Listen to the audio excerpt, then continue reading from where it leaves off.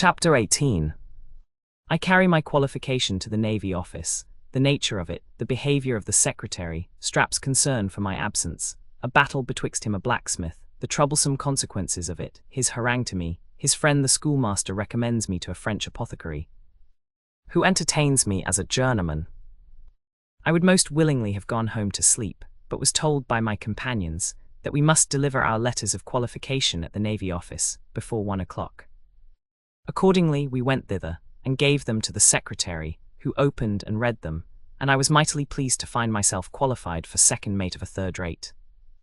When he had stuck them all together on a file, one of our company asked if there were any vacancies, to which interrogation he answered, no. Then I ventured to inquire if many ships were to be put in commission soon. At which question he surveyed me with a look of ineffable contempt, and pushing us out of his office, locked the door without deigning us another word. We went downstairs, and conferred together on our expectations, when I understood that each of them had been recommended to one or other of the commissioners, and each of them promised the first vacancy that should fall. But that none of them relied solely upon that interest, without a present to the secretary, with whom some of the commissioners went snacks, for which reason each of them had provided a small purse, and I was asked what I proposed to give. This was a vexatious question to me who, far from being in a capacity to gratify a ravenous secretary, had not wherewithal to purchase a dinner. I therefore answered, I had not yet determined what to give, and sneaked off toward my own lodging, lamenting my fate all the way, and inveighing with much bitterness against the barbarity of my grandfather, and the sordid avarice of my relations, who left me a prey to contempt and indigence. Full of these disagreeable reflections, I arrived at the house where I lodged, and relieved my landlord from great anxiety on my account, for this honest man believed I had met with some dismal accident, and that he never should see me again. Strap, who had come to visit me in the morning, understanding I had been abroad all night, was almost distracted, and after having obtained leave of his master, had gone in quest of me, though he was even more ignorant of the town than I. Not being willing to inform the landlord of my adventure, I told him I had met an acquaintance at Surgeon's Hall, with whom I spent the evening and night, but being very much infested with bugs, I had not slept much, and therefore intended to take a little repose. So saying, I went to bed, and desired to be awakened if Strap should happen to come while I should be asleep. I was accordingly roused by my friend himself, who entered my chamber about 3 o'clock in the afternoon, and presented a figure to my eyes that I could scarce believe real. In short, this affectionate shaver, setting out towards Surgeon's Hall, had inquired for me there to no purpose, from whence he found his way to the Navy office, where he could hear no tidings of me, because I was unknown to everybody then present. He afterwards went upon 'Change, in hopes of seeing me upon the Scotch walk, but without success.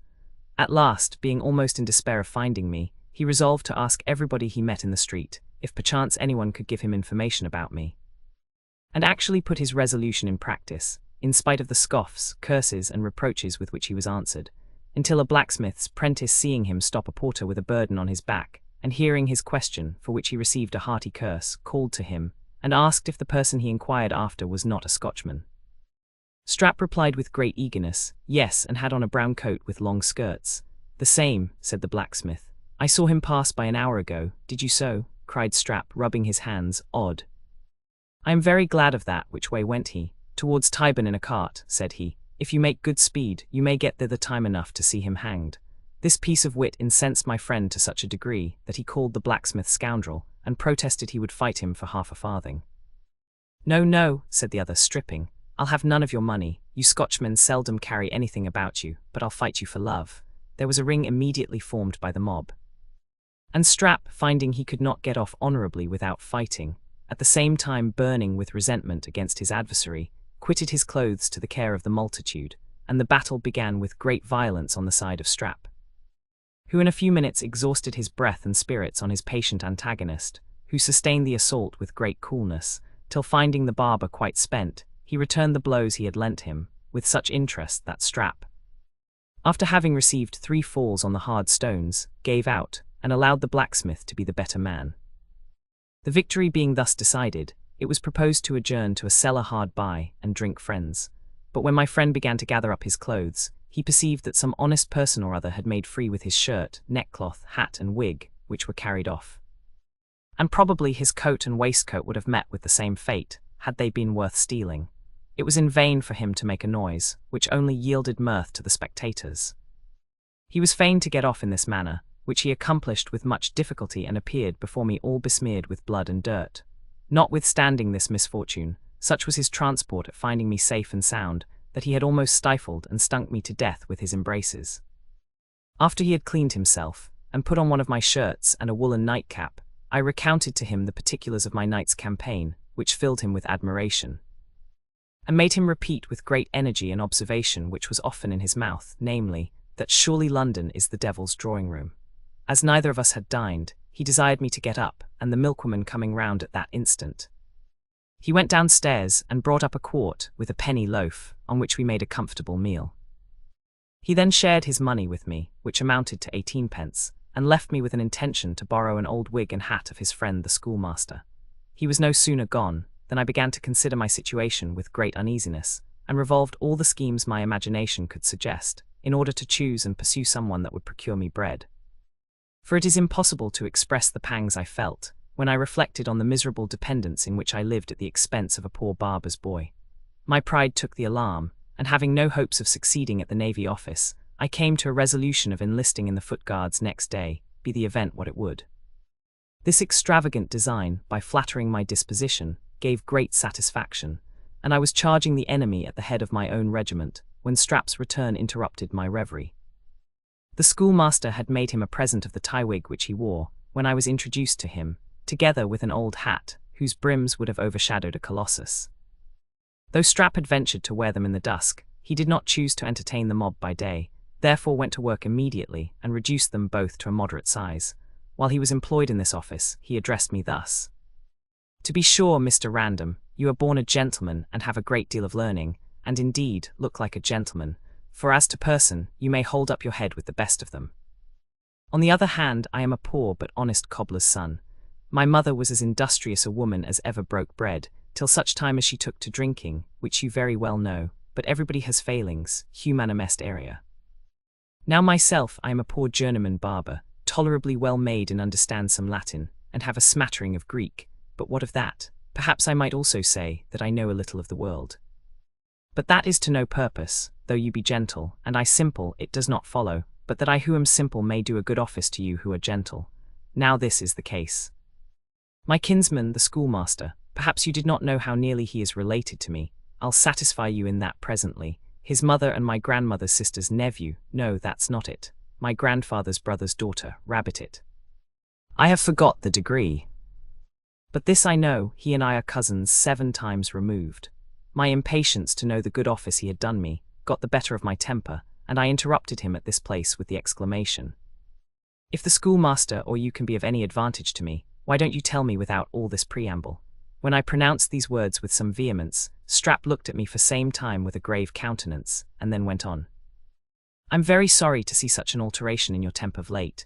You were always fiery, but now you are grown as crabbed as old Periwinkle the drunken tinker, on whom you and I, God forgive us, played so many unlucky tricks while we were at school. But I will no longer detain you in suspense, because doubtless nothing is more uneasy than doubt. Dubio procul dubio nil dubius. My friend or relation, or which you will, or both, the schoolmaster, being informed of the regard I have for you. For you may be sure I did not fail to let him know of your good qualities. By the by, he has undertaken to teach you the pronunciation of the English tongue, without which, he says, you will be unfit for business in this country.